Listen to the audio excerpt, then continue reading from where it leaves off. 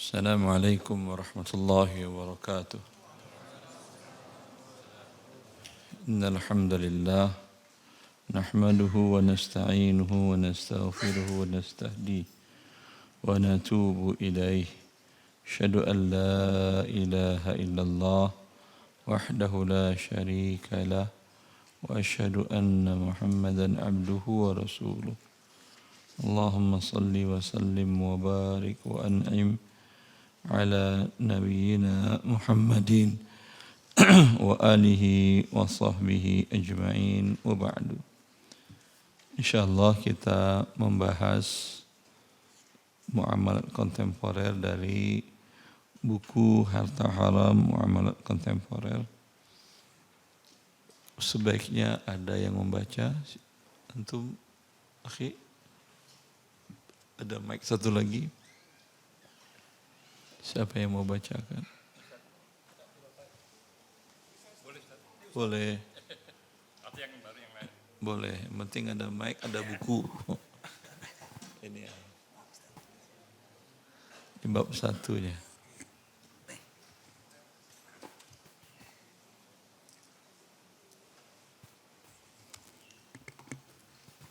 Bismillahirrahmanirrahim. Bab 1, pendahuluan. Bagi yang ada buku silahkan, bagi yang tidak mendengarkan dengan seksama, itu antum buku PDF. Itu juga antum ngambilnya dari mana? Online? Ya, bisa itu dibagikan ke teman yang lain yang mau. Gimana caranya? Di KM ada, enggak ada grup?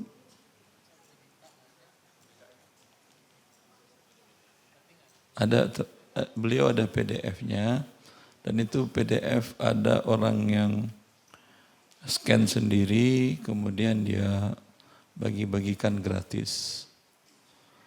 Ya, secara hukum legal tentu tidak boleh, tapi karena saya izinkan tidak ada masalah. Silahkan. Fadhal.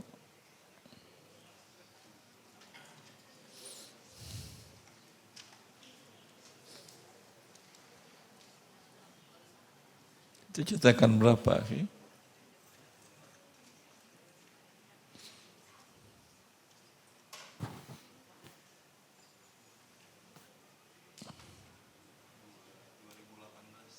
Cetakannya ke 19. Sekarang cetakan 26 yang seperti itu. Tidak ada masalah. Ada pertambahan beberapa bahasan. Antum dapat dari online? Anda langsung. Silahkan. Enggak, maksudnya kalau dari online, yang lain bisa ngambil di online juga di website atau di mana. Kalau enggak, bagiin aja.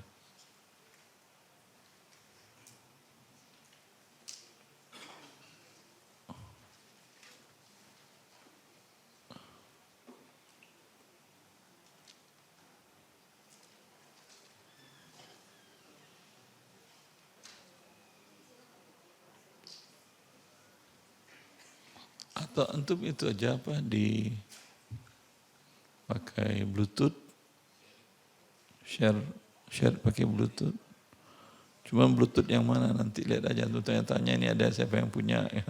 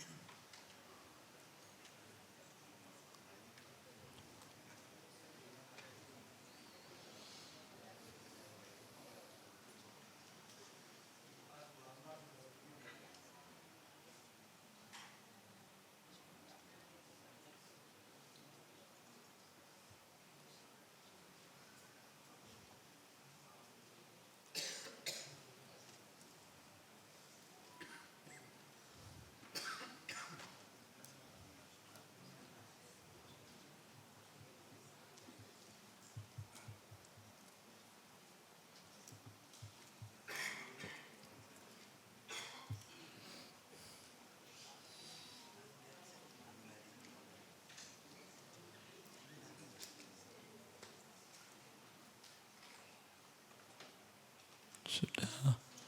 Sambil nanti itu saya buka dulu dengan pembukaan. Akhwani wa akhwati fillah, Bapak Ibu yang dimuliakan Allah. Kita berada di bulan Sya'ban. Setelahnya adalah bulan yang mulia, bulan Ramadan. Bulan seorang muslim memaksimalkan ibadahnya kepada Allah Jalla fi'ula. Dan seorang muslim dan bahkan manusia tentu tidak bisa dia ujuk-ujuk langsung ibadah maksimal. Perlu dilatih, perlu pemanasan. Maka kebiasaan salaf bila masuk bulan Sya'ban mereka memperbanyak berpuasa. Rasulullah SAW tidak ada yang lebih banyak berpuasa di suatu bulan selain Ramadan melainkan Sya'ban. Ya, hanya satu hari yang tidak boleh berpuasa di bulan Sya'ban, di Yaum Syak, hari yang ragu apakah ini Ramadan atau bukan. Pada tanggal berapa berarti itu? 29 Sya'ban mungkin Ramadan. Hah? Dia hari Syak itu hari yang memungkinkan Ramadan. Kapan itu? Tanggal berapa Sya'ban? 29 ya pasti Sya'ban lah. Karena bulan Arab itu kata Nabi, hakadha wa hakadha wa hakadha. Lagi hakadha wa hakadha wa hakadha. Berarti berapa? 29 dan 30. Kalau anda katakan 29 hari meragukan, tidak mungkin. Berarti hari meragukan itu kapan? 30. Ya. 28, 29 itu pasti Sya'ban. Ya. Kalau di sore hari 29, bagi Anda yang memungkinkan melihat hilal dan sudah melihat hilal, gimana cara melihat hilal?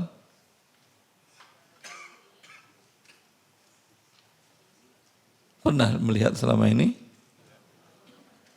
Kok tidak pernah?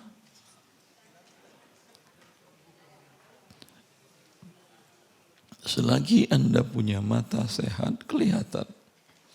Kecuali Anda berada di daerah yang terang ufuk baratnya. Hilal itu dilihat di ufuk barat. Ufuk barat sebelah mana dari sini? Kalau posisi kita di sini barat mana?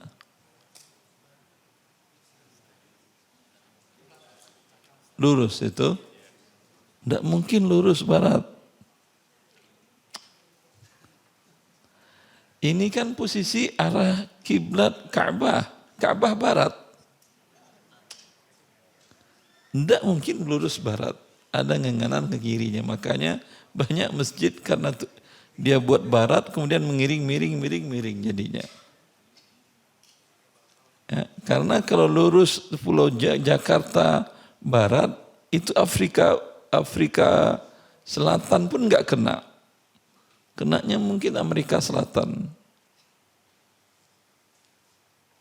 Dia miring ke atas, ke kanan sedikit. Kebayang peta kan ya? Mas, ini santri-santri. Ya. Tahu peta kan santri? Kebayang bentuknya. Ya.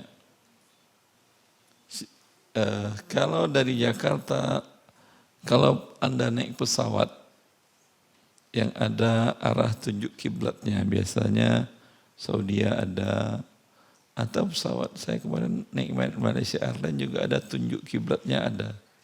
Itu tidak ada yang lurus, miring ke utara. Iya atau tidak? Ya. Berarti kalau ini arah kiblat, kalau betul ini kiblat, berarti dia miring kemana? Ke kiri, miring ke kiri. Itu yang barat. Jam berapa Anda melihat hilal itu?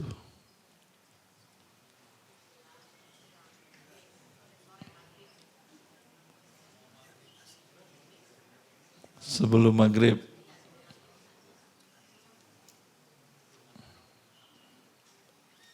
Dia sedikit sebelum matahari terbenam. Kalau dari sini mungkin Anda tidak kelihatan. Kecuali Anda naik ke gedung tertinggi di daerah sini, gedung mana? Hah? Nggak ada daerah sini, nggak ada ya. Nggak ada di sini Khalifah Tower. Dari Khalifah Tower itu kelihatan. Ya. Begitu cara melihatnya. Atau daerah pegunungan, daerah gunung itu melihat. Atau sedang naik pesawat. Itu kelihatan. Sebentar doang itu kelihatan. Kelihatan bentuknya seperti apa? Kecil begini atau begini? Sabit itu begini atau begini? Tergantung lah, pokoknya kelihatan kayak sabit. Ya, kecil gini. Bila kelihatan dengan mata telanjang bagi Anda wajib berpuasa, tidak perlu nunggu pengumuman siapapun. Ya. Di tanggal berapa tadi itu? 30 Sya'ban. Atau dilihat oleh orang lain yang thiqah. Yang thiqah di kampung ini umpamanya ada bapak itu tidak pernah bohong, bapak itu Masya Allah. Dan mata beliau sehat. Dan semuanya tahu beliau naik pesawat kemana, ya, nyampai turun di Suta sekitar jam 7 malam. Lalu di grup BWA saya tadi melihat hilal. Ini walau pemerintah tidak mengumumkan, Anda wajib puasa besok apa tidak? Tidak. Ikut pemerintah. Kalau pemerintah tidak ada gimana? Ya. Bagi Anda yang sudah tahu orang fiqh yang melihat itu kan sama dengan Anda. Iya atau tidak? Beritanya dia sama enggak berita Anda melihat langsung? Sama apa tidak? Sama. Allah mengatakan faman syahida minkum asy-syahra falyasum. Siapa di antara kalian yang berada menyaksikan bulan maka berpuasalah. Sumu li ru'yatihi wa aftiru li ru'yatihi. Berpuasalah kalian karena kalian melihat bulan muncul, bulan sabit tadi. Melihat langsung tadi wajib, mau ada pengumuman tidak, ya, tidak perlu. Begitu juga kalau dilihat oleh orang yang thiqah, bisa dipercaya, ya, dan dia tidak berbohong, dan dia memang mengerti, tahu dia bentuk hilal itu. Dan dia pun sudah gini-giniin matanya, tidak ada bulu mata yang putih yang turun. Ya, karena mungkin kelihatan bulu mata putihnya turun di sini, kelihatan putih dikit, kata dia bentuk hilal. Dia kecek-kecek matanya lagi. Iya benar, lihat Masya Allah. Paling itu tidak lama, 1 menit 2 menit paling. Waktu melihat hilal tadi. Munculnya. Ya. Kalau Anda tidak melihat, Tidak ada orang yang Anda thiqahi di kampung ini yang melihat, memberitakan. Itu boleh puasa besok. Tidak juga negara mengumumkan melihat. Boleh puasa besok? Hah? Tidak boleh. Itu yang hari syak itu. Walau Anda puasa dari 1 Sya'ban sampai 29 Sya'ban. Pada hari 30 ini hari yang meragukan, tidak boleh berpuasa. Nabi mengatakan,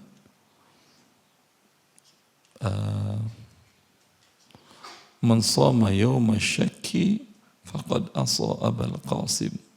Siapa yang berpuasa di hari yang meragukan tadi, maka dia telah mendurhakai aku, kata Nabi. Karena aku tidak mensyaratkannya. Ya, berpuasa pada hari. Kalau sudah genap bilangan 30, tidak ada tadi yang memberitakan, tidak ada kita melihat, genap 30. Itu untuk besoknya Anda enggak perlu nunggu pengumuman.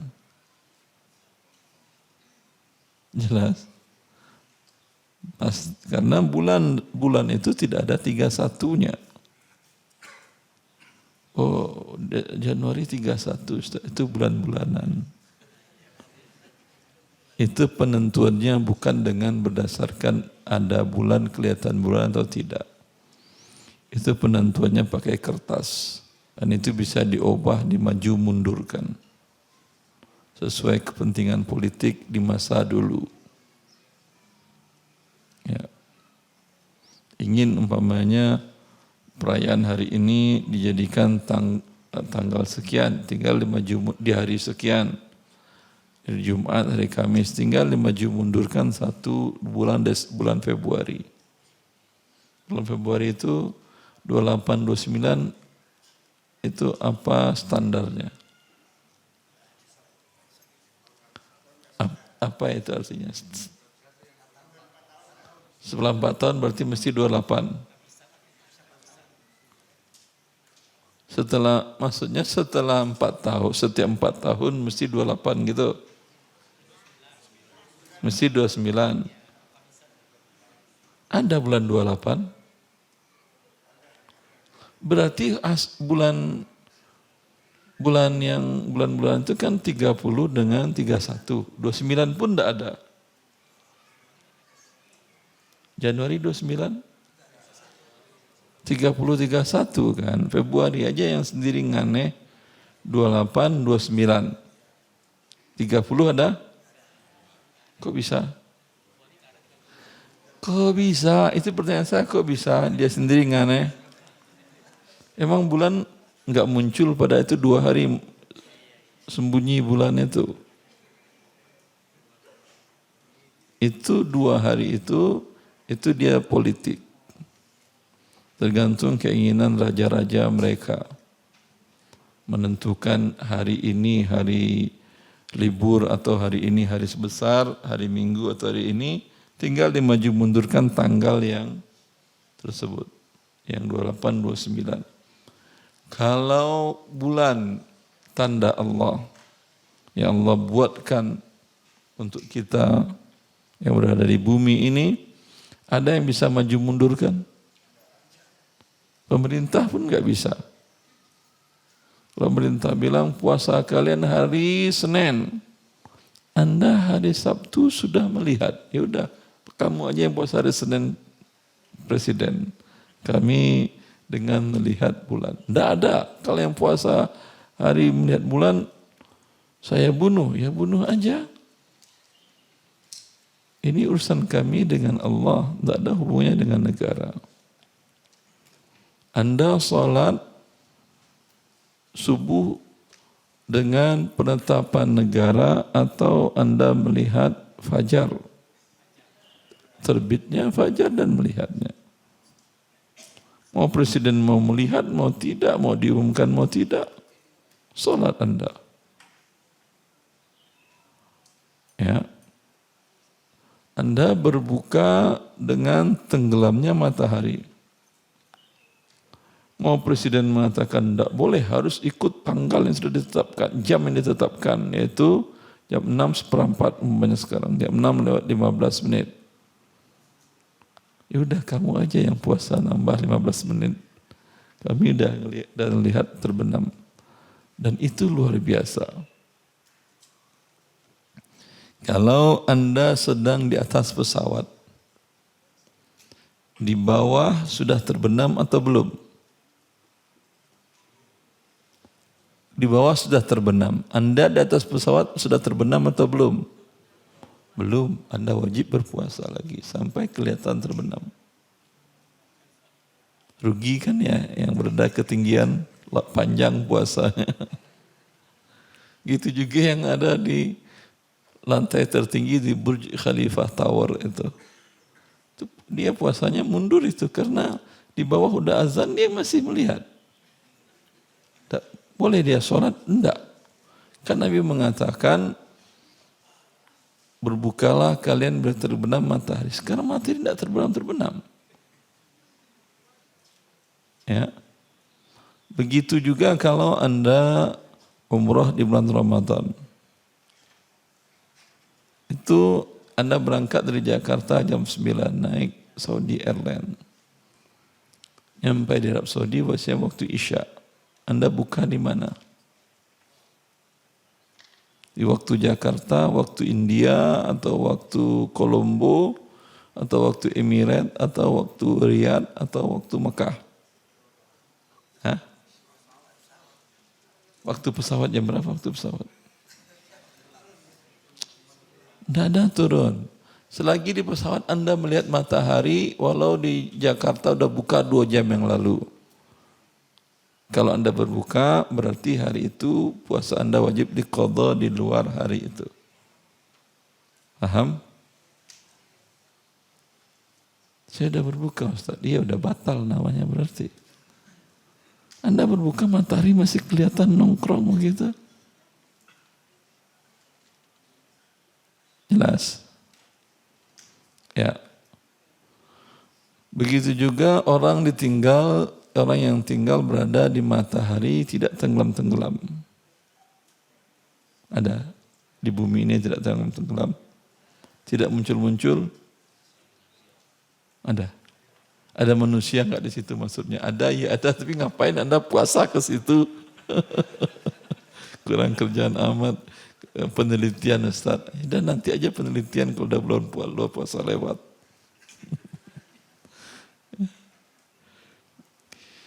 Daerah yang ada manusia yang malamnya panjang ketika musim panas seperti di Denmark ya, daerah Skandinavia, negara Skandinavia apa Denmark, Swiss, apalagi itu siangnya panjang mereka, subuhnya cepat. Ya. Jangankan ke Swiss, di kota Riyadh, saya 11 tahun di situ, alhamdulillah. Itu kalau musim panas, musim mulai Mei, Juni, Juli, Agustus, itu kalau di Riyadh, sholat subuh bisa jam 3.30. Sholat maghrib jam 7.30. Capek kita puasa. Kalau musim dingin sebaliknya, subuh itu jam 5.50. Maghrib jam 5.30. Cepat. Jadi kalau Ramadan pas musim dingin, enak. Ya. Kalau musim panas, seperti itu. Ini yang ada musimnya tetap tidak pakai jam. Subhanallah, Allah sayang ke kita. Kalau Allah wajibkan kita sholat pakai jam, Anda bisa sholat?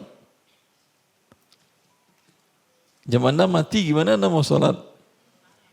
Nanya ke tetangga kata tidak boleh, saya tidak mau ngasih tahu kamu jam berapa sekarang.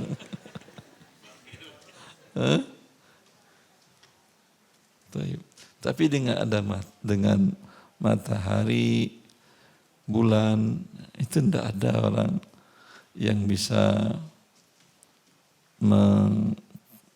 merekayasanya ibadah Anda dengan Allah. Kemudian tidak ada alasan saya tidak bisa sholat, tidak tahu jam berapa. Anda di hutan lupa handphone habis baterai, nggak bisa lagi dicas, mati sudah, jam hilang. Gimana Anda sholat? Bisa Anda sholat? Bisa? Jam berapa Anda sholat subuh? Karena nggak punya jam, gimana pula Anda? Kapan Anda sholat subuh? Itu betul, jam berapa Anda sholat subuh salah. Karena jam tidak ada, handphone mati, ya sinyal tidak ada.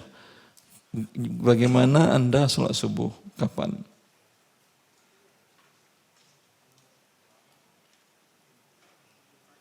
Hah? Sebelum fajar? Terbit fajar. Fajar itu apa?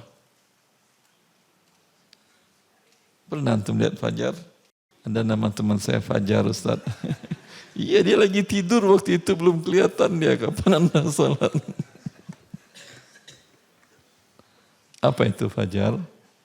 Santri.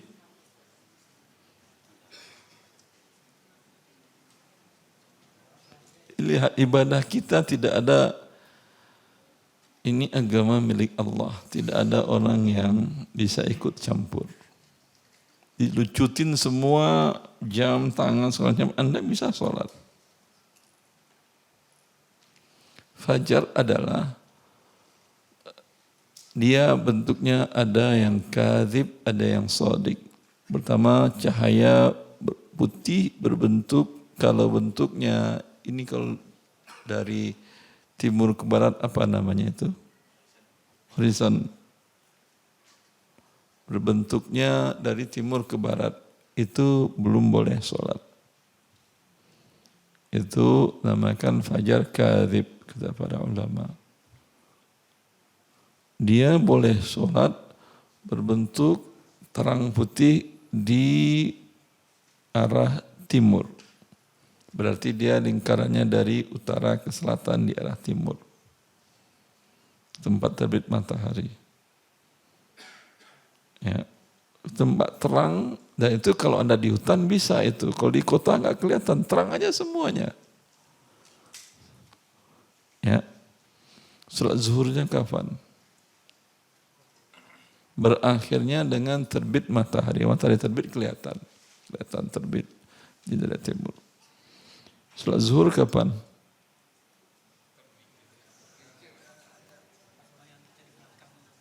Bayang-bayang kita di belakang gimana? Coba. Bapak berdiri coba.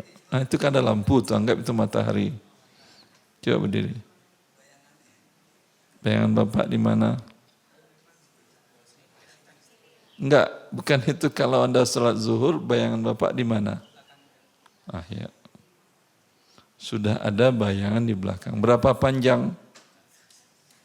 1 meter, 2 meter?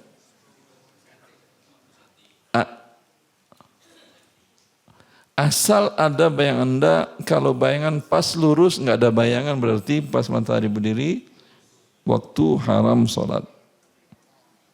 Ya, sedikit membayang ke arah timur, berarti posisi matahari di barat. Ya, masuk waktu zuhur. Itu maksudnya matahari tergelincir. Bahasa Indonesianya ya. Mengarah ke barat. Kapan sholat asar? Waktunya masuk.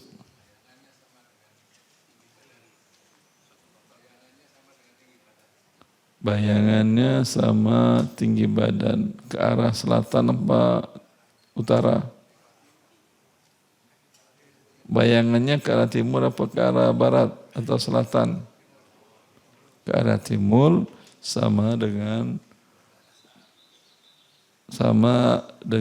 benda aslinya. Kalau tinggi badan, Anda berarti gimana caranya? Tidur dulu, dibatasin, itu batasinnya ya. Pas di situ saya tidur dulu, panjang sama enggak badan saya di situ.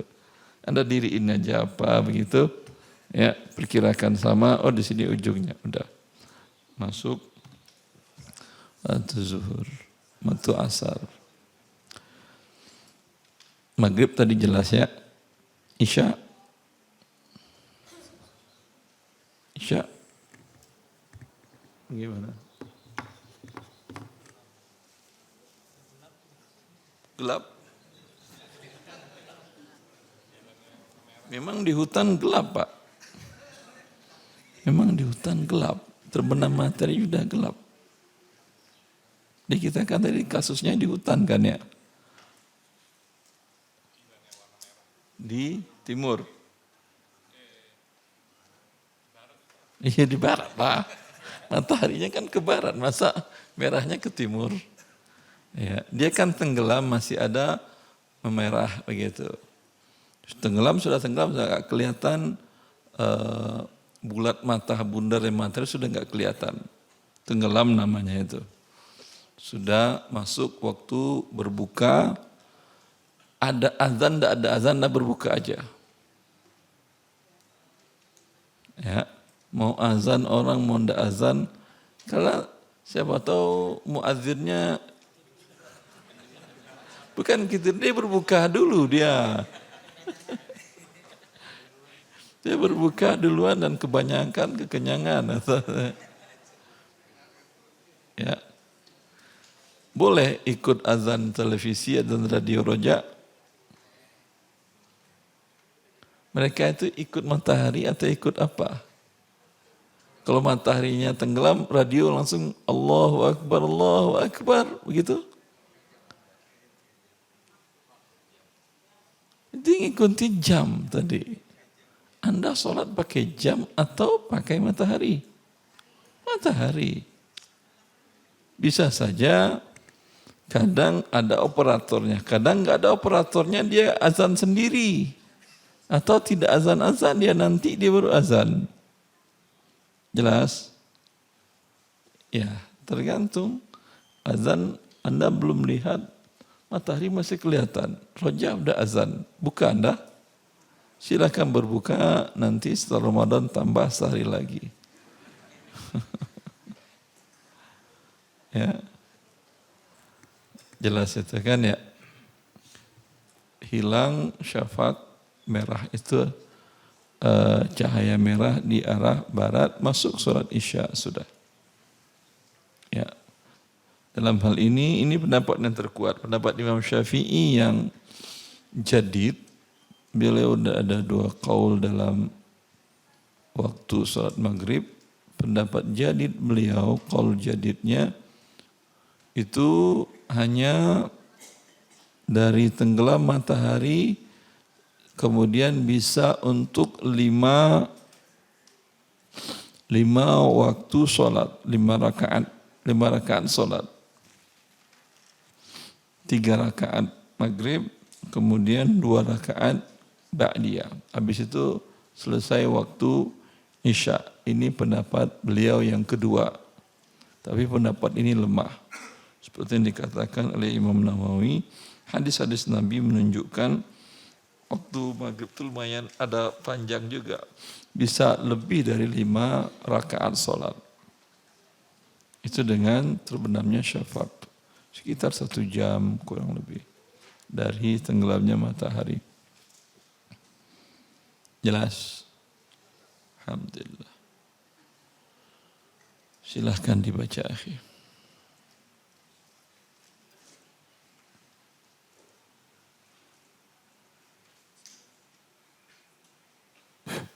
Bismillahirrahmanirrahim. Bab 1, pendahuluan. 1.1, definisi harta haram.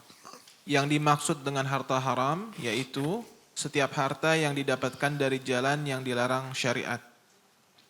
Adapun yang dimaksud dengan muamalah. Sebentar. Haram berarti sesuatu yang dilarang oleh Allah. Bila dilakukan mendapat dosa.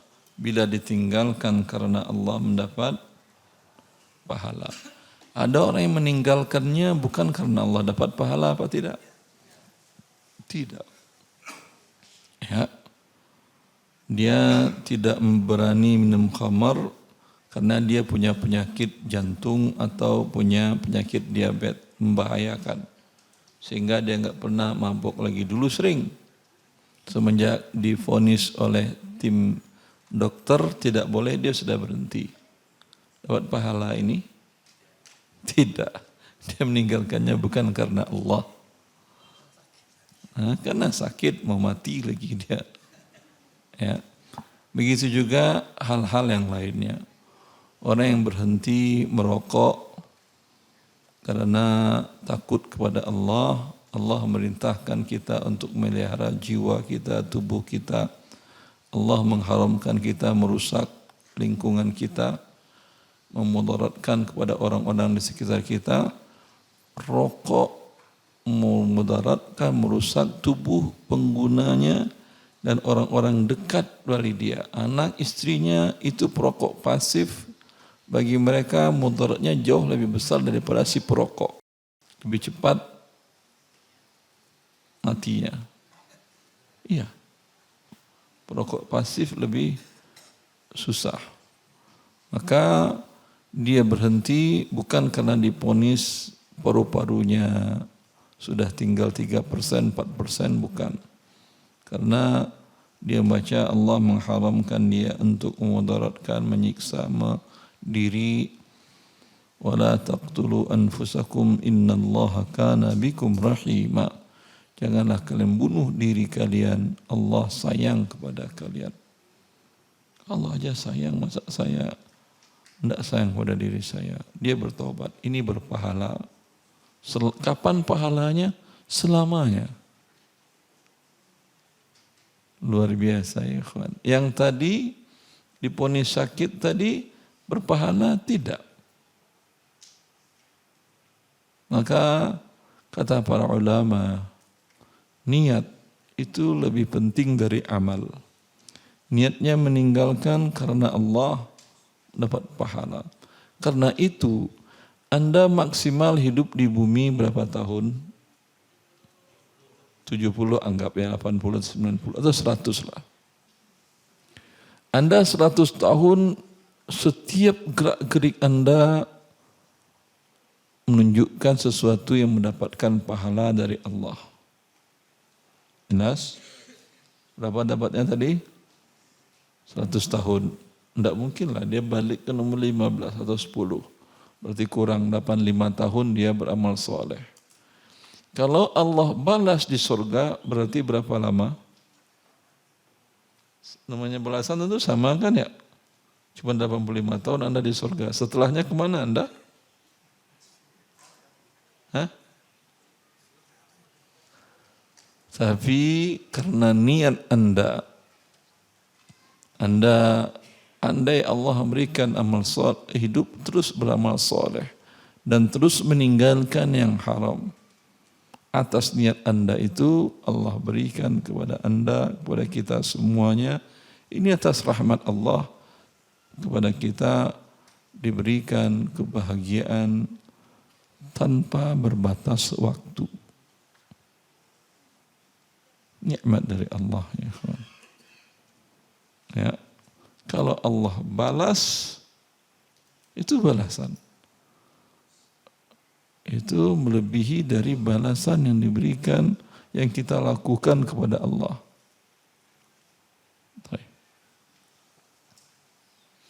Harta haram itu yang haram. Ya. Meninggalkan sesuatu yang dilarang oleh Allah karena takut kepada Allah Jalla fi'ulah. Adapun hikmah atau manfaatnya pasti ada. Tidak ada pun Anda tinggalkan. Tapi Allah Maha Pengasih, Maha Penyayang. Setiap yang dilarang oleh Allah pasti merusak Anda di dunia dan di akhirat. Maka harta yang haram, bila Anda melakukan perbuatan tersebut mendapatkan dosa. Bila meninggalkan perbuatannya karena Allah mendapat pahala.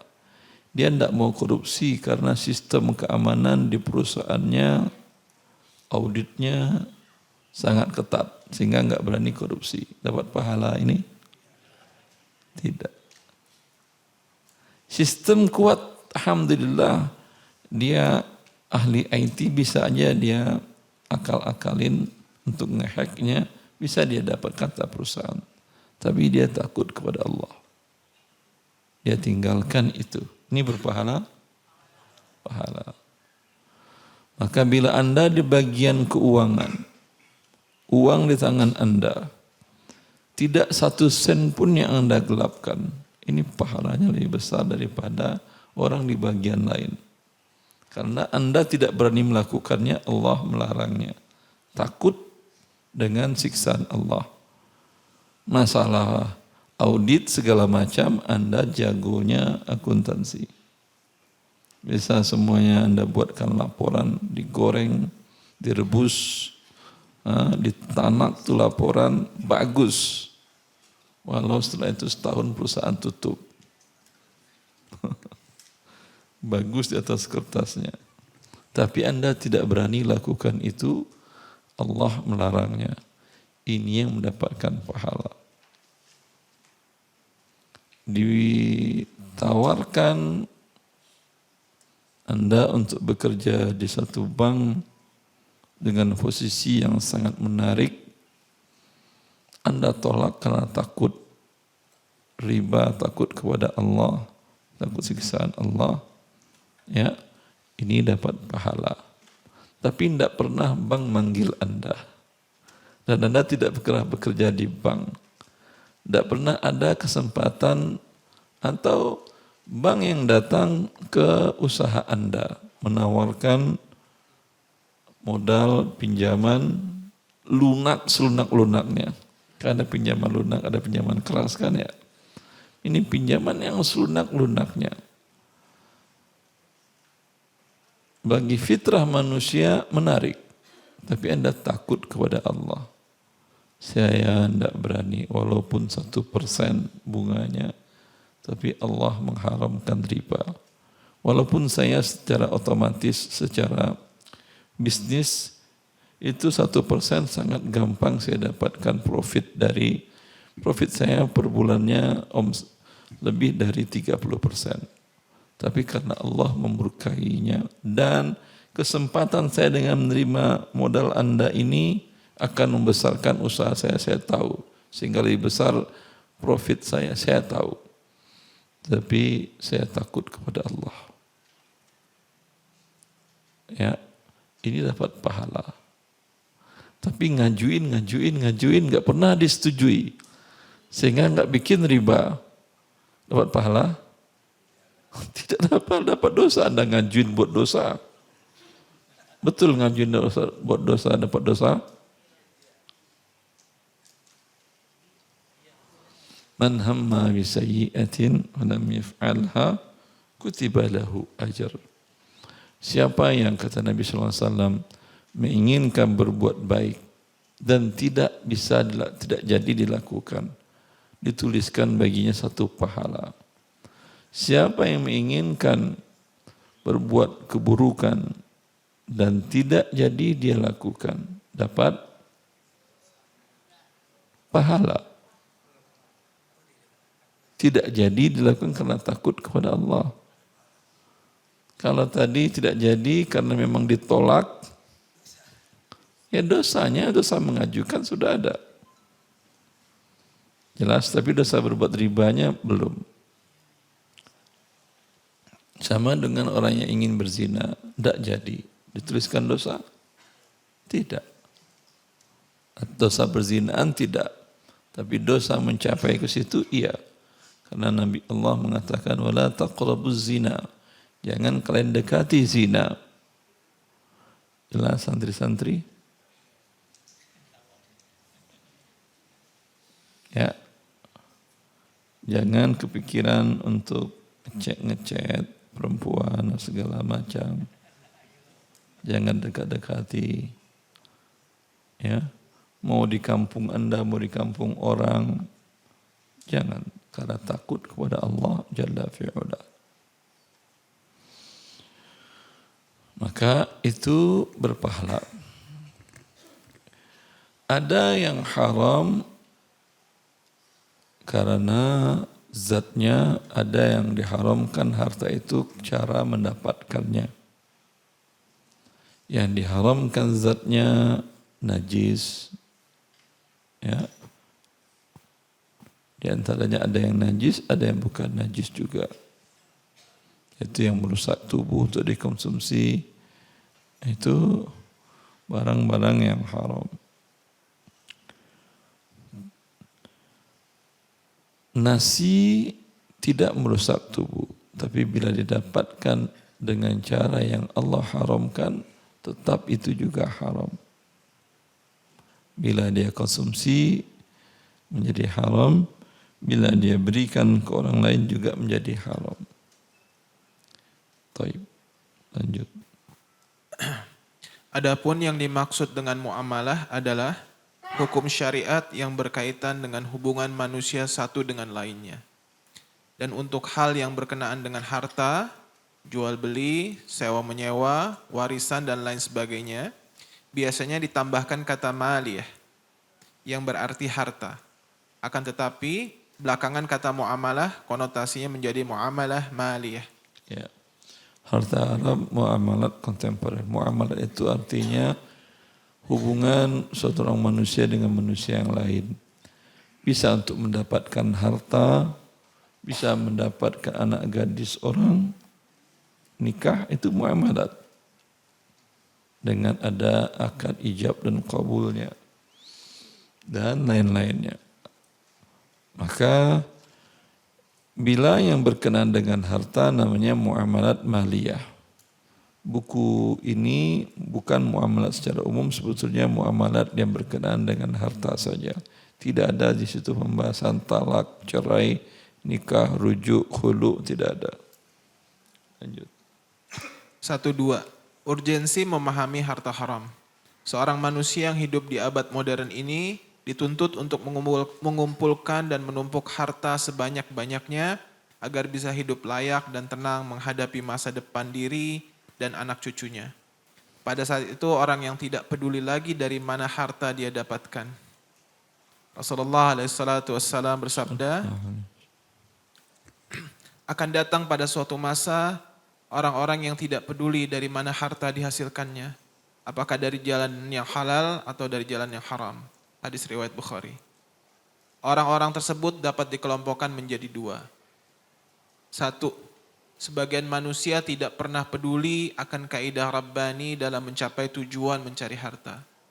Kelompok ini dianjurkan untuk memeriksa kembali akidah mereka, di mana mereka telah menjadikan dinar dan dirham sebagai Tuhannya dan tidak mengindahkan peraturan Allah Azza wa Jalla.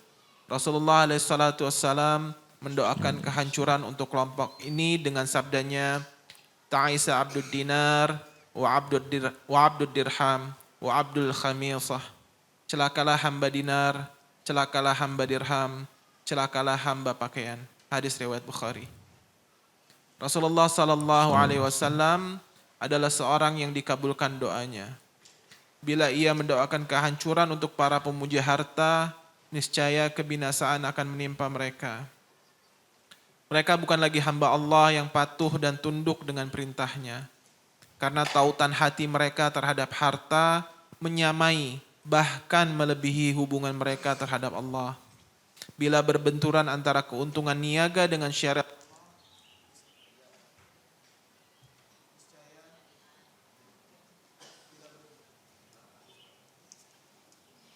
Habis baterainya.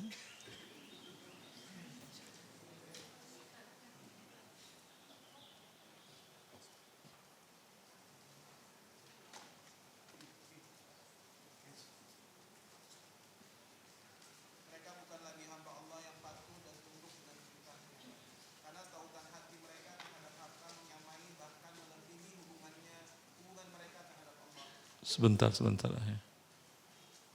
Berapa persen yang sudah download? Semua sudah ibu-ibu? Bapak-bapak sudah? Oh, sudah tinggal ujian berarti ya. Gak perlu dibaca lagi. Perlu dibaca lagi. Nah, ya sabar lagi itu kita dengarkan tuh bacaan. Kirain dapat modul tinggal ujian.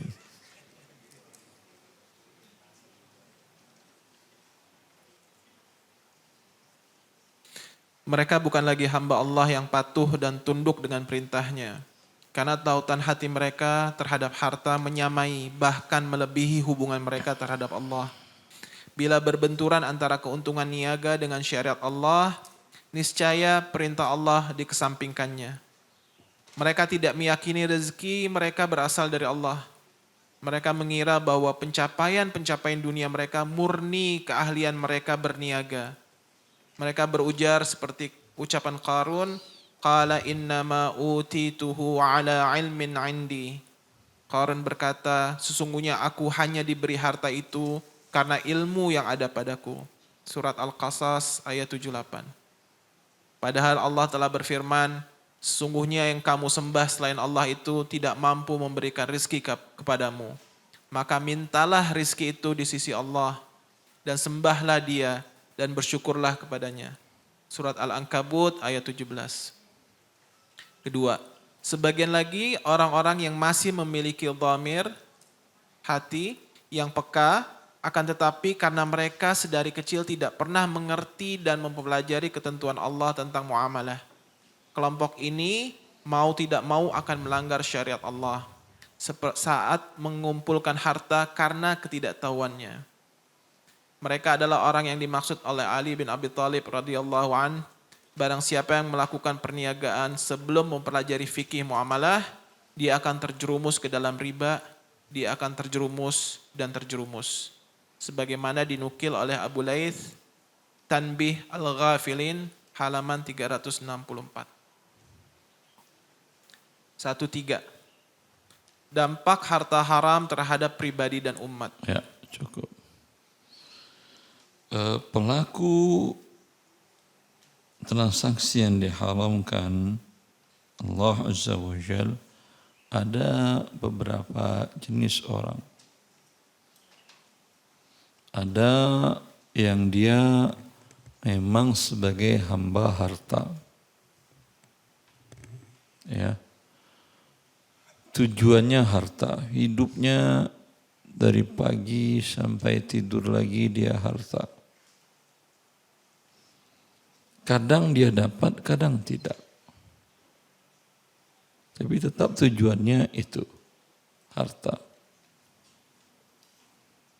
Anda pernah melihat ras China yang jadi kuli bangunan, kuli kasar? Pernah? Enggak pernah? Sayang. Di daerah kepulauan situ ras Cina banyak. Tapi di sana Cina narik becak, kuli angkut pasar. Ya. Di Jakarta aja mungkin yang pada ya. Itu yang saya maksud, kadang dapat, kadang tidak. Rezeki Allah yang menentukan. Apakah rezeki Anda itu didapat berdasarkan Anda menjadi budaknya pasti dapat. Semua konsentrasi Anda gunakan untuk mencari harta. Didapat. Apakah seperti itu? Pasti tidak. Anda lihat saja ada orang dagang.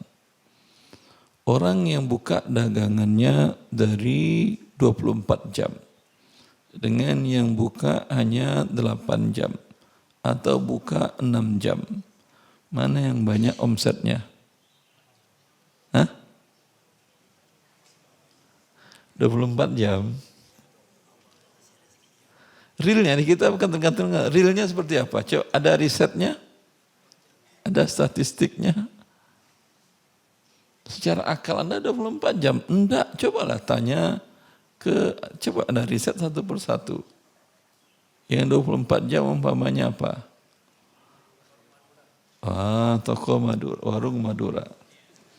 Apakah dia lebih banyak omsetnya daripada yang buka dari jam 7 hanya sampai jam 22?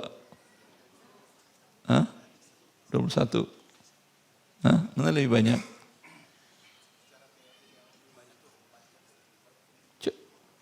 Itu teori real yang saya katakan. Anda berapa omset satu warung Madura dengan satu minimarket yang bersebelahan, minimarket modern. Yang jam kerjanya jelas, masuknya jam berapa, 7 bukanya sampai jam 22. Nah, lebih banyak omset perhariannya. Wallahu a'lam. Tidak ada kepastian yang 24 jam lebih banyak, iya atau tidak. Ada teman-teman cerita, ada satu sate warung kambing Betawi tenda, ada sate, ada lengkap lah, ada sop, ada segala macam. Itu bukanya hanya hari tertentu, hanya dari ba'da maghrib sampai jam 10. Tapi ngantri orang panjang dari pagi sudah ngirim permintaan. Dia buka cuma 3 jam sepekan. Saya tidak tahu warung apa, tapi kata dia ada di Jakarta mana. Saya lupa dah. Ya. Itu tadi jam kerja sesuai berarti dengan hasil omset? Tidak. Kenapa tidak? Lalu apa itu? Omset besar dan kecilnya berdasarkan apa? Murni rezeki dari Allah. 2 toko yang bersebelahan sama isinya, sama pelayanannya, sama omsetnya per hari? Tidak. Ini yang menunjukkan bahwasanya rezeki dari Allah. Anda mau jadi budak, satu yang punya non-muslim, satu yang punya muslim, mana yang lebih banyak omsetnya? Allah yang ngatur. Kadang dibanyakan yang muslim, kadang dibanyakan yang non-muslim. Kata Allah, in takunu ta'lamuna fa innahum ya'lamuna kama ta'lamun wa tarjuna minallahi ma la yarjun. Ini surat Al-Imran, dalam Allah mengisahkan sahabat yang terluka di perang Uhud. Itu sahabat tidak mengeluh. Ya Allah, aku hambamu kok terluka juga. Kalau orang-orang yang durhaka itu mati terluka, itu ya memang balasannya. Tidak ada sahabat mengeluh begitu. Kita saja yang mengeluh, ya Allah, saya muslim tak 5 waktu, puasa Senin Kamis, kok warung sebelah lebih laku. Ya, Anda mau beribadah kepada Allah atau mencari harta dengan ibadah Anda? Ya. Itu rahasia Allah. Maka Allah ingatkan para sahabat Nabi SAW, orang-orang yang ikhlas beribadah kepada Allah. Jika kalian terluka, mereka pun orang-orang Quraisy yang durhaka kepada Allah juga terluka. Sama dunianya. Tapi kalian terluka mengharapkan pahala dari sisi Allah, dapat pahala. Mereka hanya sakit karena luka saja. Jelas? Di masa pandemi, itu dua-duanya kan omsetnya turun. Yang muslim non-muslim turun apa tidak? Sama-sama turun. Cuman Anda ketika turun tidak memenuhi hasilnya, memenuhi kebutuhan pokok hidup Anda bersabar. Ketika Anda bersabar berpahala apa tidak? Ini yang non-muslim apa yang diucapkannya biasanya? Hah? Marah-marah, dia menggerutu segala macam. Tak dapat pahala, malah stres. Anda tidak stres. Karena ingin mendapatkan pahala sabar dari Allah. Innama yuwaffas sabiruna ajruhum bighairi hisab. Orang-orang yang bersabar itu pahalanya tanpa batas. Ya. Karena kenapa tanpa batas? Seberat apapun rintangan, seberat apapun kerugian, dia tetap bersabar. Tidak ada batasnya. Allah berikan pahala tanpa batas. Sabar ada batasnya. Kalau sabar ada batasnya, Allah kurangi pahala Anda ketika Anda tidak sabar lagi. Sekali dia sabar, 2 kali nggak sabar, 3 kali tidak sabar. Sabar ada batasnya. Ketika dia tidak sabar itu, tidak ada pahala lagi. Baik. Maka ini untung kita seorang muslim. Dalam kondisi ekonomi sulit mencari nafkah, sulit memenuhi kebutuhan, Anda mendapatkan pahala sabar. Sampaikan kepada anak istri, jangan menggerutu. Kalau misalnya setiap hari semua lauk yang di pasar ada di meja Anda dan dengan ramuan yang luar biasa, jamuan yang luar biasa, pada hari-hari ini mungkin 1-2 item yang ada di atas meja, alhamdulillah, cukup. Ya, biar enggak obesitas. Jangan menggerutu. Ajarkan anak-anak, ya, anak-anak kadang yang masih di bawah umur, taunya selama ini jajannya ke sekolah berapa jajannya tuh? 20.000 SD, ya, 20.000. Sekarang kondisi ekonomi sulit, Anda, ibu, ayah, ajarkan ke anak-anak Anda. Nah, jajan itu fungsinya hanya kamu tidak minta-minta ke temanmu. Lihat temanmu belanja, kamu enggak. Kalau untuk yang makan di rumah sudah cukup. Ibunda siapkan dan dibawa bekal lagi. Ya. Ketika sekarang dikurangin, ekonomi tidak baik. Ekonomi kita, ekonomi orang juga bersabar. Wajib kita mengajarinya. Biar ketika dia hidup nanti pada masanya, dia mengalami hal yang sama, sudah terdidik, sudah terajar untuk bersabar. Baik. Sebentar, 10.46. Kita masuk soal jawab atau lanjut baca buku aja? Saya jawab aja. Baik. Karena modul sudah ada di tangan, tinggal tanya jawab.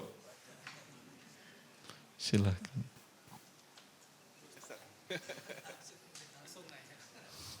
Silakan. Ya, barakallahu fikum Ustaz. Pertanyaan pertama. Cuma satu. Oh, satu. Itu dari antum atau dari jamaah? Dari saya, Ustaz. Iya, cuma satu hak antum. Yang lain hak jamaah yang lain. Sana. Ya.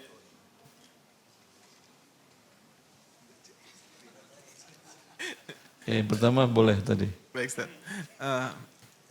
Jika bersedekah atas nama orang tua, saya ulang pertanyaannya. Mana yang lebih utama bagi diri pribadi, Ustaz? Bersedekah atas nama sendiri atau atas orang tua, Ustaz? Yang terbaik itu. Karena kan kalau untuk akhirat katanya kan kita harus mengutamakan diri, Ustaz.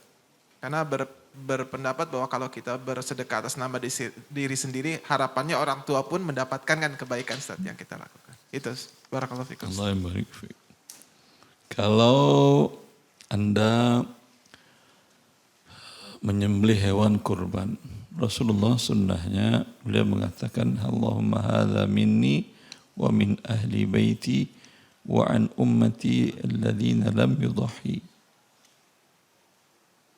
Ini, ya Allah, terimalah kurban ini dariku, dari keluargaku, dan dari umatku yang belum berkurban. Tidak bisa berkurban. Ya. Tetap kita dimasukkan. Karena yang penting-penting ya kita. Ayah ibu dimasukkan. Kalau Anda niatkan untuk diri Anda dan orang tua Anda dan keluarga Anda, setiap perbuatan sedekah tidak ada masalah. Dalam kondisi tertentu, sedih ingat ayah yang ibu dan sudah meninggal. Keingat dulu nakalnya masih masa muda remaja.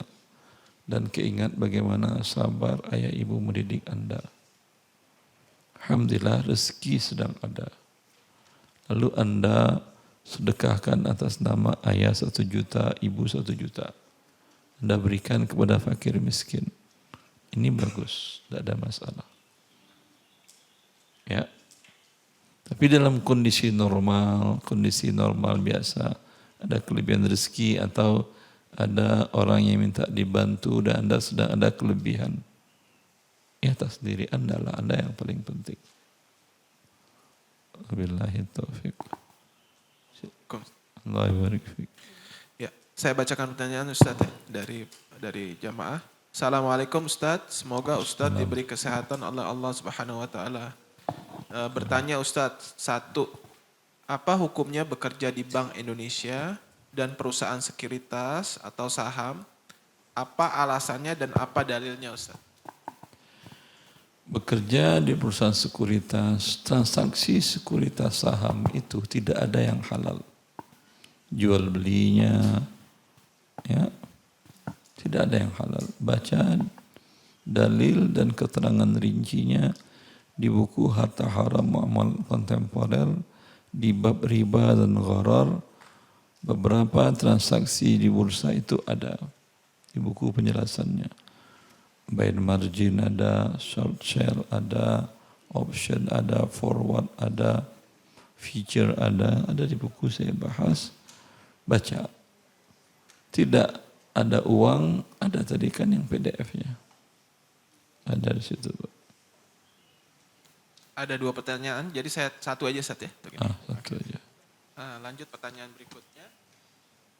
Ustadz izin bertanya, apakah uang yang sudah kita setorkan untuk ONH termasuk harta yang wajib dikenakan zakat mal? Tidak, karena bukan di tangan Anda dan bukan milik Anda lagi, sudah dibayarkan. Sama dengan DP yang sudah Anda bayarkan.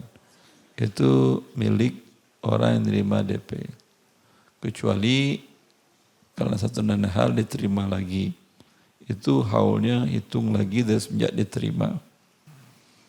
Ya. Baik. Assalamualaikum. Afwan Ustadz, izin mau bertanya di luar tema. Apakah boleh kita minum dan makan sambil berdiri? Dan apakah dalilnya? Syukran Ustadz.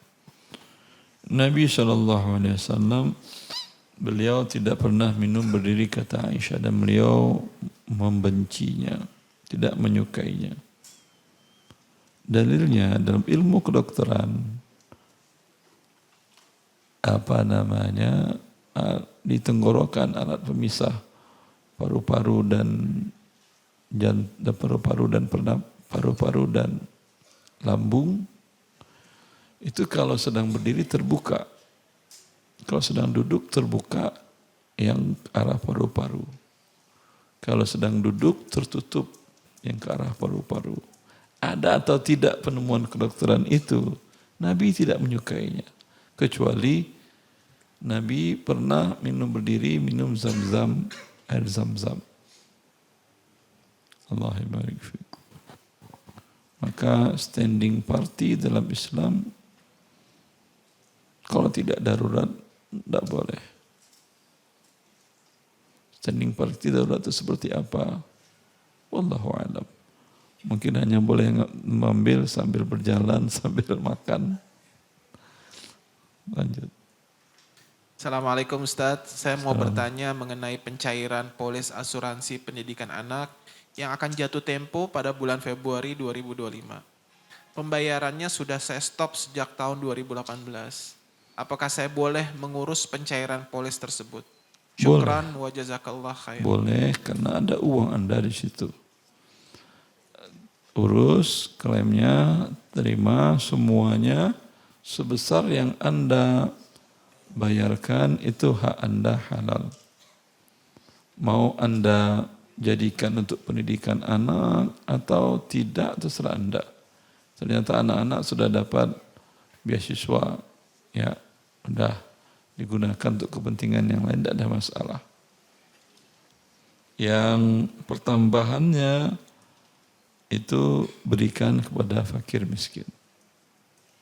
Lanjut. Ustadz, saya menabung secara deposito. Tiap 2 bulan atau 3 bulan sekali saya depositokan Nah, sudah sampai 2 tahun uang saya didepositokan, dijumlahkan ada 900 juta. Yang saya tanyakan apakah saya wajib keluarkan zakatnya yang 2,5%? Uang yang haram tidak ada zakatnya. Karena dikeluarkan 100%. Bunganya itu. Ini selain dosa kepada Allah. Ini konsekuensi dari dosa tadi. Yang dosanya dengan Anda keluarkan bunga ribanya selesai, tidak. Maka harusnya apa yang dilakukan sekarang? Allah mengatakan, "Faman ja'ahu mau'izatun mir rabbih fantaha falahu ma salafa wa amruhu ila Allah. Wa man 'ada fa ulaika ashabun nar hum fiha khalidun." Siapa yang tahu dan sampai kepadanya ilmu bahwa Allah telah mengharamkan riba, langsung berhenti. Maka kewajibannya ini deposito adalah riba. Karena Anda menyerahkan rupiah itu bentuknya pinjaman, bukan investasi. Kalau bentuknya investasi, mungkin untung, mungkin rugi. Seperti kalau Anda beli saham yang halal umpamanya. Ada teman punya usaha, tidak pernah dia pinjam riba dan tidak menempatkan dananya di bank riba juga. Kegiatan usahanya di dalam bidang yang halal. Dia bilang, saya kurang modal nih, kamu mau ikut nggak proyek yang ini? Berapa kurangnya? Bilang umpamanya 200 juta. Nilai proyek berapa? Semuanya modalnya 500 juta. Kalau saya store berarti saya punya dalam proyek itu 40%, ya. Berarti kalau saya rugi, saya menanggung 40%. Kalau untung saya dapat berapa? Ya kurang dari 40% karena saya ikut mengelola juga. Saya dapatlah dana pengelolaan dan proyek kan saya dapat. Laba bersih untuk kamu umpamanya 30%. Proyek selama 6 bulan. 30% dari modalnya itu besar apa kecil? Sangat besar sekali. Riba itu depositonya paling berapa persen? 8%, 7%, 6%. Itu setahun, ini 6 bulan, 30%. Besar. Tapi siap rugi. Yang riba tadi, deposito tadi tidak ada bakal ruginya. Kecuali kalau dia tutup usahanya. Ya. Secara logika mana Anda yang mau? Mau yang 30% halal atau yang 6% dijamin masuk neraka? Mana yang mau? Mau yang 30 yang halal. Tapi kenapa manusia banyak masih deposito? Karena kata mereka itu pasti, iya pasti masuk neraka. Karena Anda mendurhakai Allah dengan dosa yang besar sanksinya. Ya. Maka kalau Anda tutup, Anda tahu ini Allah haramkan, Anda tutup. Konsekuensinya mungkin A, B, C, D. Anda lebih takut dari konsekuensi yang akan dijanjikan azabnya oleh Allah daripada konsekuensi manusia. Lalu Anda berhenti, itu kewajibannya. Andai umpamanya ketika berhenti tadi tercatatkan bunga di situ, ya, itu yang boleh Anda berikan kepada fakir miskin. Dan itu tidak ada kewajiban zakat pada dana pengembangan tadi. Dia hanya ada zakat pada pokok uang Anda saja yang halal. Beda kalau Anda dagang. Ya, kadang orang dagang ngitung zakatnya kayak menghitung harta haram. Yang dihitungannya hanya laba saja. 2,5% dari laba. Enggak. Kalau harta Anda halal, 100% dari barang yang Anda dagangkan, uang, omset, barang yang bergerak. Ya, kalau mobil operasional, ruko milik Anda itu tidak ada zakatnya. Ya, jelas. Semoga Allah berikan kita hidayah untuk berhenti dari mendurhakainya. Assalamualaikum warahmatullahi wabarakatuh. Assalamualaikum. Afwan Ustadz izin bertanya. Sahabat saya punya hutang sudah beberapa tahun berjanji akan menyelesaikan. Namun hingga saat ini belum diselesaikan. Saya sudah beberapa kali, kira-kira 6 bulan sekali, Ana tanya tapi jawabannya insya Allah akan diselesaikan. Sedangkan saya sangat membutuhkan. Apakah tetap harus saya ingatkan terus atau bagaimana Ustaz? Bilang ke dia, saya laporkan ke Allah di tengah malam sepertiga malam akhir. Saya berdoa kepada Allah, kamu mau apa? Mau cepat mati atau rumah terbakar atau apa? Pesan. Dia bilang, agar Allah beri saya uang untuk bisa membayar. Ayo udah itu saya doain. Ya doa yang baik lagi. Ya. Anda bilang saya lapor ke Allah, saya adukan di tengah malam saja. Dia bilang sore datang dia bawa uang ke Anda. Ya. Kalau dia nantangin ya coba aja dah. Innallaha la yuhmilu zalimin wa yumhiluhum. Allah tidak pernah membiarkan orang zalim. Tapi memberikan tangguh, iya. Tetap akan ada konsekuensinya. Diberi tangguh, tergantung. Semoga dia masih mau bertobat dalam sisa waktu. Atau Allah ingin langsung menghancurkannya.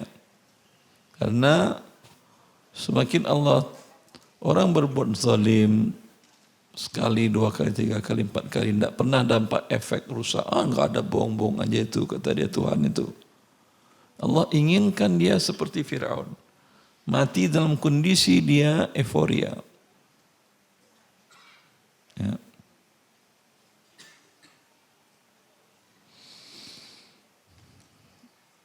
Allah mengatakan, فَلَوْلَا إِذْ جَاءَهُمْ بَأْسُنَا تَضَرَّعُوا وَلَكِنْ قَسَتْ قُلُوبُهُمْ وَزَيَّنَ لَهُمُ الشَّيْطَانُ مَا كَانُوا يَعْمَلُونَ. Ya. Allah hiaskan kepada mereka dunia sehingga mereka makin sesat. Lalu di saat mereka pada puncaknya, Allah cabut seluruhnya.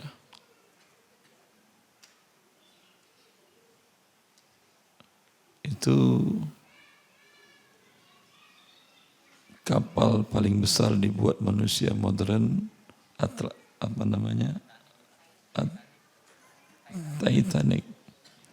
Sampai pembuatnya ribuan, mereka mengatakan Tuhan pun tidak bisa menenggelamkannya. Baru jalan pertama langsung tenggelam. Nabi Nuh alaihi salam membuat kapal sendirian. Semua orang yang ada di atasnya selamat sampai ke tujuan. Beda antara satu orang bertawakal dengan ribuan orang yang sombong. Terakhir di Los Angeles kemarin katanya ada yang ngomong nantangin Tuhan segala macam. Ya akhi, Anda itu bumi ini Allah ciptakan kecil dibandingkan makhluk Allah yang lain. Anda lihat matahari jauh lebih besar. Bintang-bintang galaksi di luar sana banyak lebih besar. Anda seberapa dari bumi, skala berapa perbandingan Anda makhluk. Ya, Allah kirimkan tentaranya yang tidak kelihatan oleh mata saja, bumi lockdown virus COVID-19. Apa yang mau Anda banggakan, Anda sombongkan? Ya, bilang ke dia lagi, atau saya doakan, doakan dikirimkan COVID-19 ke rumah Anda. Ini malam ini insya Allah ya, jam 3 saya bangun insya Allah. Jam 2 dia transfer ke Anda sudah. Ya. Tapi ini kelalaian Anda juga dari awal. Kalau tahu tipenya orangnya memang tidak amanah dan tidak jujur, kalau dia minjam jangan pinjamin, kasih paling sedekah, ya seperti itu, sehingga tidak Anda berat dia berat. Kalau dia betul-betul mendesak pinjam, minta barang jaminan. Ya, Allahu a'lam. Fadhal. Assalamualaikum. Ustadz mau bertanya, kami setiap bulan mendapatkan bantuan biaya operasional tempat ibadah atau BOTI untuk pengelolaan musolah, akan tetapi bagi pengurusnya diminta untuk ikut serta BPJS Tenaga Kerja dengan iuran sebesar Rp20.000 per bulan. Apabila terjadi kecelakaan kerja atau meninggal dunia akan mendapatkan santunan sesuai dengan ketentuan yang ada. Bagaimana hukumnya menurut Ustadz? Jazakallah khair. Dapat biaya operasional bantuan rumah ibadah. Ya, tempat ibadah, Ustaz. Hah? Ya, biaya operasional tempat ibadah, bantuan, betul. Apa maksudnya biaya operasional bantuan? Listrik, apa lagi? Berapa rupiah biasanya? 1 juta per bulan. BPJS Ketenagakerjaan berapa? Iuran sebesar Rp20.000 per bulan. Di sini tertulis seperti itu, Ustaz. BPJS Ketenagakerjaan cuma 20.000. Yang mandiri 20.000. Barangkali. Kalau mereka adalah umpamanya, ini yang pengurus atau siapa yang dimintain? Tidak tertulis, Ustaz. Enggak ditulis di sini, Ustaz. Ya, kalau pengurusnya umpamanya DKM-nya semuanya, bendahara, semua sekretaris, semuanya memang sudah terdaftar di perusahaannya atau tempat PNS-nya. Enggak perlu lagi kan ya? Ya udah ambilkan aja yang sudah punya BPJS Ketenagakerjaan. Ya. Gitu.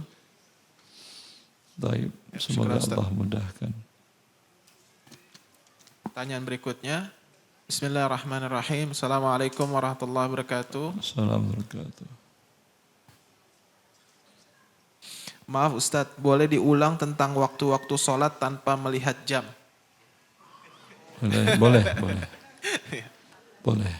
Subuh kapan masuk waktunya? Terbit fajar sodik. Fajar sodik itu apa? Cahaya terang di ufuk timur, bentuknya melintang dari utara ke selatan. Ya, utara selatan. Anda melihat ke arah timur. Berakhir waktunya dengan terbit matahari.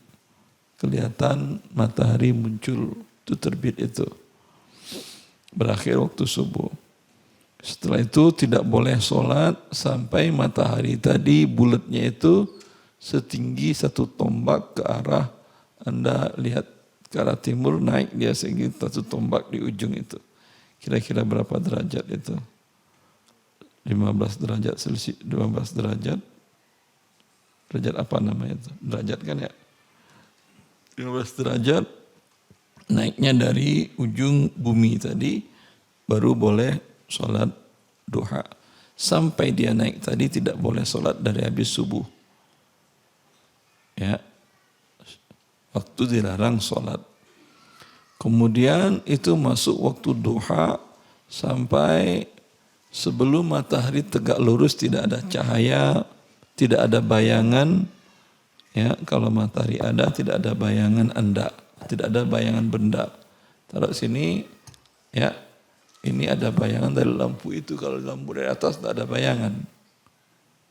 Ya, ini tidak boleh lagi sholat sampai ada kelihatan bayangan ke arah timur. Berarti matahari sudah condong ke barat. Itu masuk waktu zuhur sampai matahari dua sama panjang dengan bayangan. Ya. Membayang ke arah timur bayangan, mataharinya dengan bendanya sama. Masuk waktu asar. Tidak boleh lagi habis asar, tidak boleh lagi sholat sampai matahari bundarnya itu, bulatnya matahari di arah barat sudah tidak kelihatan bundarnya. Cahaya-cahaya dikit tidak ada masalah. Dan ini tergantung lihat. Itu yang kita katakan dari posisi Anda di mana. Orang yang berada di ketinggian dengan yang di dataran, yang di daratan datar, beda itu waktu sholatnya. Ya, kalau Anda tinggal umpamanya di gunung, yang satu di bawah kaki gunung, itu sholat maghribnya beda. Mana yang lebih dulu? Yang di bawah kaki gunung. Yang di gunung dia kelihatan terus. Sampai itu kan tenggelam, ada memerah. Itu masih ada waktu maghrib sampai warna merahnya hilang. Sudah gelap, merahnya tidak ada lagi. Ya, ini masuk waktu Isya. Wallahu a'lam. Lanjut. Assalamualaikum Ustaz. Mas sekalian mau tanya, kalau misalnya ada yang telat bangun subuh, kemudian dia terbangun matahari sudah hampir terang, itu apakah ada larangan? Syukran Ustaz. Telat bangunnya kenapa? Ketiduran Ustaz. Ya. Pertama, bila Anda mau tidur, berdoa kepada Allah dan niatkan Anda akan salat subuh atau qiyamul lail. Niat seorang hamba Allah itu mukjizat. Ya. Kalau Anda niat puasa besok malam, biasanya sebelum subuh bangun enggak? Pasti bangun. Subhanallah. Itu secara logikanya apa ilmunya itu? Ilmu niat namanya. Hah? Padahal Anda tidur mati kan ya? Setengah mati Anda, tapi Anda bisa mengontrol diri niat. Malaikat Allah kirimkan malaikat untuk membangunkan Anda. Maka ada niat pertama untuk sholat mau qiyamul lail, mau sholat subuh. Dalam kondisi Anda lelah banget, umpamanya mungkin dari luar kota segala macam, sehingga yang harusnya tadi berwuduk sebelum tidur, berbaca zikir sebelum tidur, karena udah dari mobil pun udah ngantuk banget, sampai ini tinggal blek. Ini berarti kan kondisi pengecualian. Paling terjadi 1 tahun mungkin sekali atau setengah kali palingnya. Kalau 10 kali terjadi sepekan, ini memang tidak ada niat mau sholat subuh. Tapi ada niat, tidak ada niat. Bila dia terbangun terlambat, ya sudah matahari sudah belum muncul, kan waktu dilarang sholat. Dia wajib sholat di waktu itu, tidak menunggu matahari naik dulu sepenggalahan kalau kata istilah para ulama fikih. Jelas Ibu ya? Lanjut. Langsung ke pertanyaan intinya Ustaz. Ya, betul. Jika kita memberi suatu barang dengan harga contohnya 70.000, lalu kita ingin menjualnya kembali kepada teman kita dengan harga yang berbeda, contohnya 80.000 atau 60.000, maka uang tersebut hukumnya halal atau haram? Ada ribanya Ustaz? Pertanyaannya seperti itu. Riba itu atas hutang. Ini kan tidak ada hutang. Kalau beli cash tidak apa-apa, dengan syarat harga jual Anda itu harga pasaran di daerah situ. Ya. Anda jual dengan harga tinggi, tentu Anda menipu saudara Anda yang muslim. Harga pasaran 75, Anda jual 85. Berarti berapa bedanya itu? Berapa persen itu? 15% mungkin ada ya. 15%. Anda kalau ketipu 15% nyaman. Kalau ketipu 1% itu normal lah. Ya, 15% tidak nyaman. Ini bagi Anda selisihnya 14%-nya itu tidak halal. Kecuali Anda terus terang. Anda katakan, saya beli 70. Memang harga pasarnya di sini 75. Tapi karena ini saya baru beli dan saya cakep banget pilihan saya ini, saya mau jual 100. Kalau kamu tidak mau ada apa-apa, datang aja, saya tunjukin tempatnya di situ. Ah capek saya, udah saya beli aja 100. Halal, halal. Dia ridho. Jelas? Seperti itu. Maka kalau Anda mau getok harga, jangan diketok orang itu. Terus terang aja. Pak, warung saya agak mahal. Kenapa? Wallahu alam. Saya ingin punya rezeki yang banyak. Ya, kalau di warung orang lain, makanan ini cuma 30.000, saya 40.000. Mana warung lain? Situ ada 2 kilometer lagi. Yaudah saya makan di bapak aja. Ikhlas bapak, ikhlas. Halal, tidak ada masalah. Jelas? Itu getok namanya itu. Enggak kan ya. Dia ikhlas digetok apa boleh buat? Ya. Seperti Anda di pesawat. Kan Anda tahu harga makanan di bawahnya kan ya.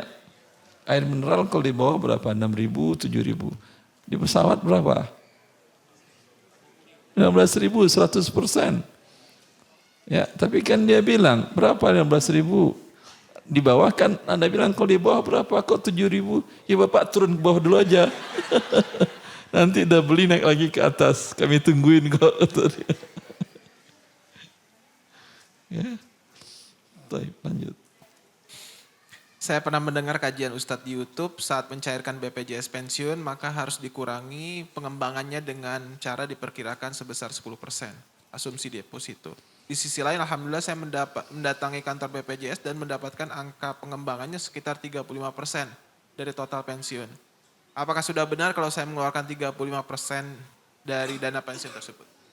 Iya benar seperti itu. Jangan Anda ikutin pendapat saya 10%. Untung 20% dah. Itu 10% umumnya deposito bunga.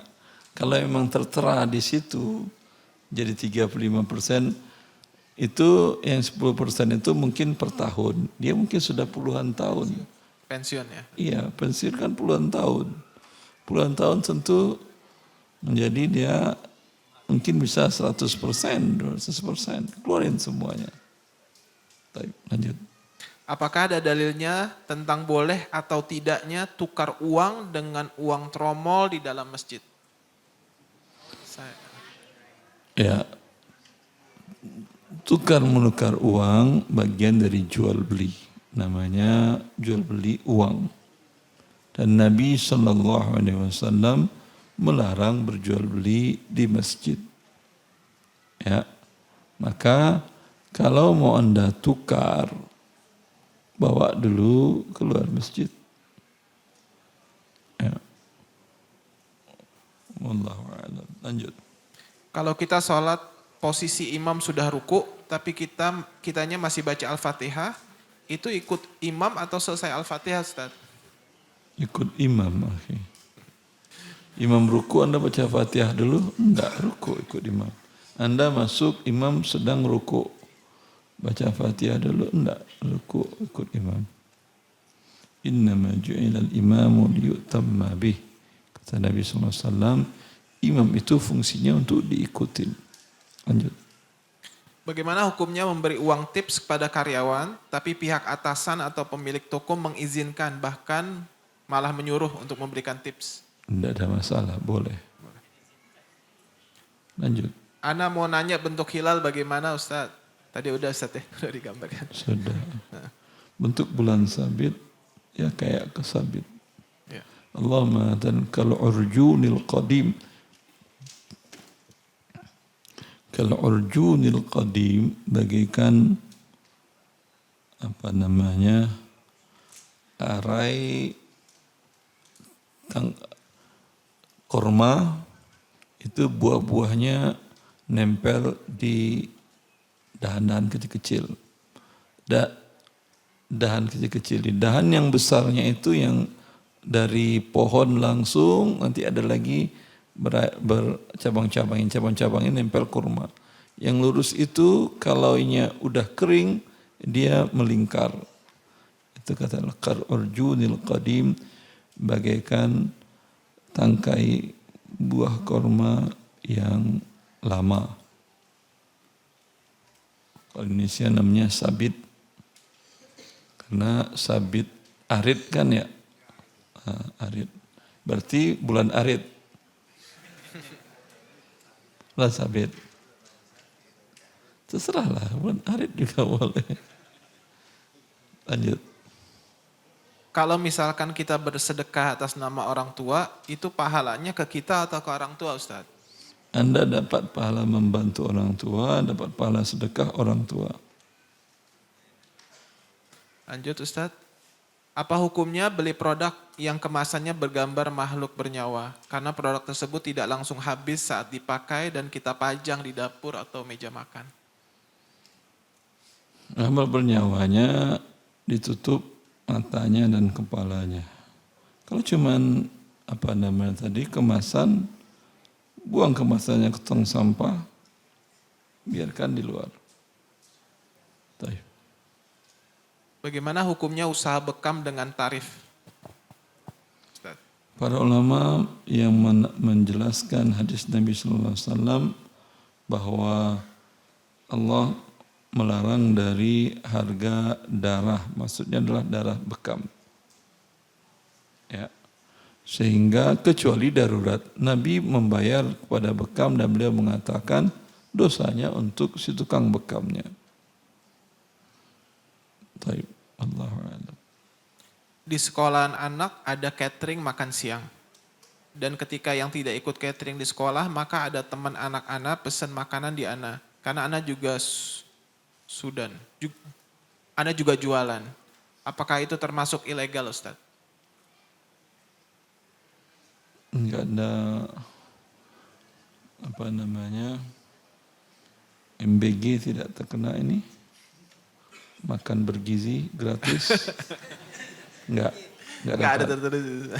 Enggak semua sekolah seperti dapat, Ustaz. Tidak semua sekolah.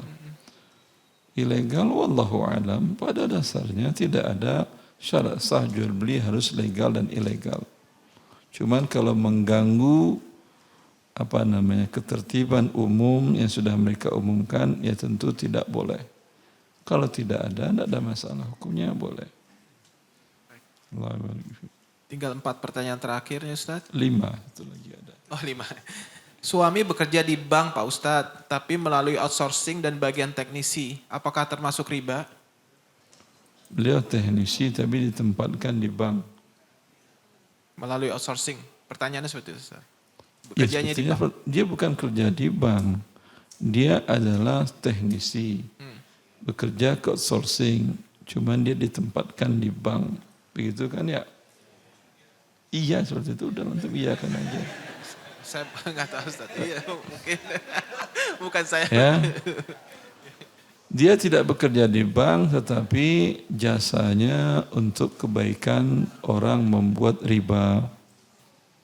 Artinya, mungkin teknisi gedung umpamanya. Ya. Sehingga listrik mati, air mati, dia langsung bergerak. Harusnya pada saat mati, biarin aja, biar mati, biar tutup bank itu saat ini. Kalau dia perbaiki sehingga mereka melakukan aktivitas riba lagi, tidak digaji pun dia berdosa. Sekarang atas kegiatannya membantu terselenggaranya riba dengan baik, dengan seksama dan bijaksana, maka dia berlipat dosanya. Maka katakan kepada suami minta pindah ke teknisi lain, perusahaan lain, gedung lain, kantor lain, banyak yang halal. Ya. Fadhal. Apakah transaksi atau ikut investasi di kripto itu boleh Ustadz? Tidak boleh. Lanjut. Saya seorang ibu yang membeli tanah seluas 1.600 meter persegi atas nama anak saya laki-laki seusia 17 tahun.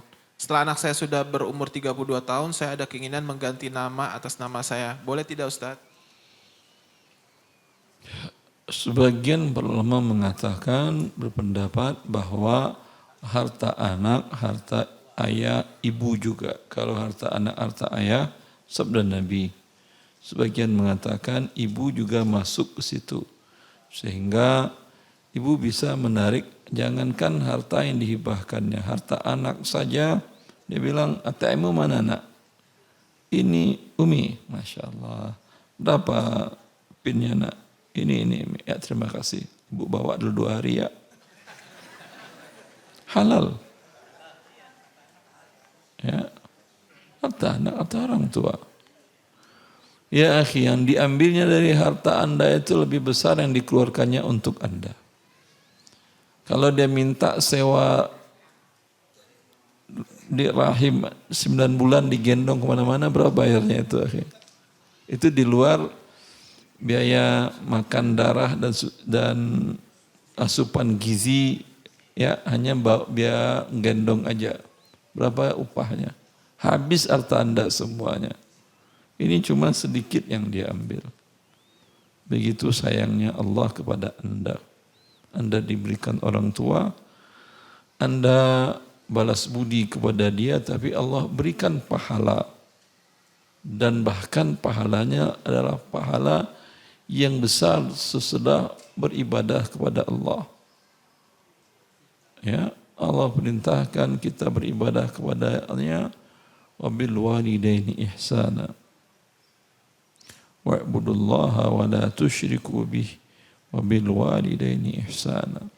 Beribadahlah kepada Allah dan jangan mensyirikatkannya, dan berbuat baiklah kepada ayah ibumu. Satu-satunya agama yang menempatkan ayah ibu pada posisi setelah Allah Jalla fi'ula. Para ulama menjelaskan, ya, Allah yang menciptakan Anda, ayah ibu Anda, sebab Anda lahir ke bumi ini.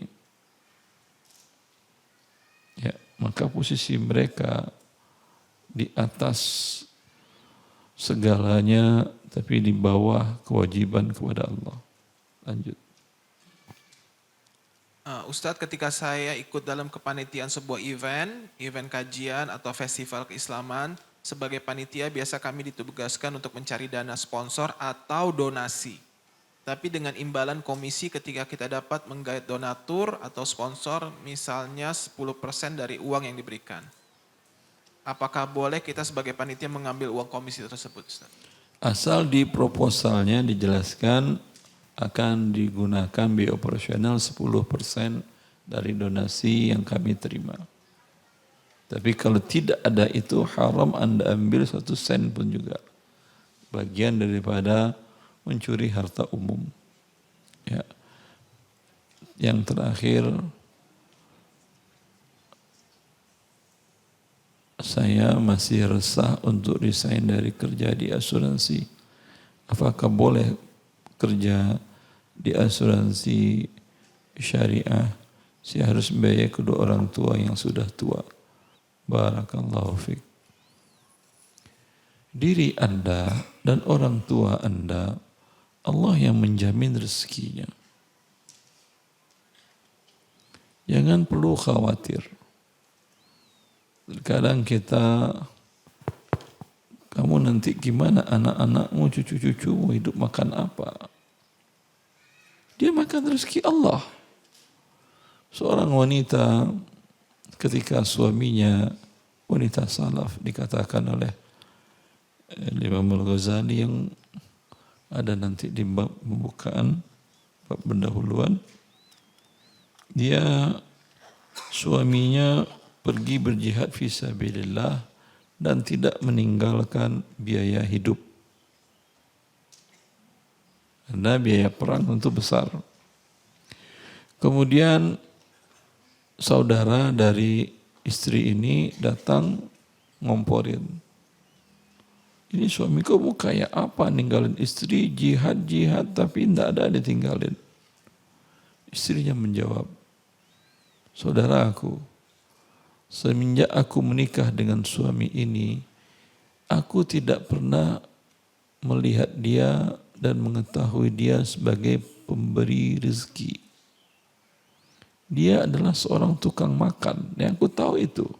Pagi makan, siang makan, malam makan. Sekarang si tukang makan dah pergi. Pemberi rezeki Allah Jalla fi'ula masih ada, apa yang aku takutkan? Malah aku dapat banyak lagi. Karena si tukang makan sudah pergi. Begitu tawakal mereka, para wanita-wanita yang mengerti dan memahami ketawakalan kepada Allah dengan tinggi. Meninggal suaminya, Allah berikan suami yang lebih baik. Tak ada bersedih iya. Tapi sampai kemudian membuat yang haram, sampai tetap bekerja di yang haram, maka ini bukan caranya. Karena bila Anda bekerja di tempat yang haram seperti dalam pertanyaan ini, yang Anda buat, yang Anda bawa ke rumah Anda, yang Anda berikan kepada diri Anda dan orang tua Anda adalah api neraka. Nabi yang berujar itu. Ya Ka'ab bin Ujrah, ma nabata lahmun min suhtin illa kanatin naru awla biha. Wahai Ka'ab bin Ujrah, tidak satu pun makanan yang kau dapatkan dengan cara yang haram masuk ke dalam tubuhmu dan menjadi darah dan daging dan seterusnya, melainkan api neraka yang pantas untuk menyelesaikannya. Anda mengatakan untuk membiayai orang tua saya. Bukan membiayai orang tua saya, mempercepat kematiannya namanya ini. Anda kasih api neraka.